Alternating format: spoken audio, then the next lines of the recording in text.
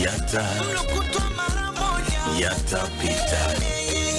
Huo ni ujumbe ambao uliweza kuhakikiwa vizuri kabisa katika verse, lakini pia katika chorus kuweza kuhakikiwa vizuri na vijana wawili ambao namzungumzia Professor Jay, the legend brother, akiwa pamoja na kijana kutoka Mtwara. Anamzungumzia kijana anakwenda kwa jina la Harmonize, moja kati ya wimbo ambao kiukweli kabisa katika maisha ya kawaida yawezekana ukawa unapitia maisha magumu ama matatizo, lakini kupitia wimbo huu wanakuambia yatapita, na muda ambao unaupitia ni muda tu wa kuweza kukupima wewe uwezo wako wa kupambana na matatizo huwa unaupokea vipi. Kupitia wimbo huu tunasema karibu sana kwenye BCB, ila pia tunakupa moyo wewe Mtanzania ambaye umeamka sasa hivi asubuhi, yawezekana una ramani yoyote ya kuweza kupata fedha. Sisi tunachokuambia kwamba amka hapo ulipo, nenda kapige kazi, nenda kapambane, kwa sababu tunaamini vyote ambavyo vinapitia vitapita kwa muda huu.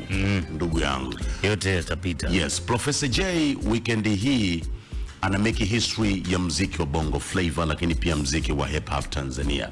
Kwa sababu anaenda kufanya show ya kihistoria, ambapo kiukweli kabisa ukiweza kuangalia Professor ni moja kati ya watu ambao wanakuonyesha jinsi gani katika maisha utakiwi kukata tamaa.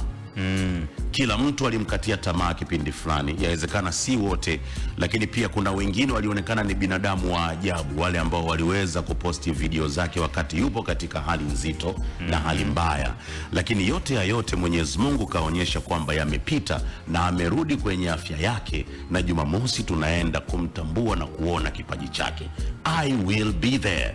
Yes. Mimi nitakuwepo na madalali na crew nzima tunasema tutakuwepo. Sisi tutakuwepo pale. Yeah.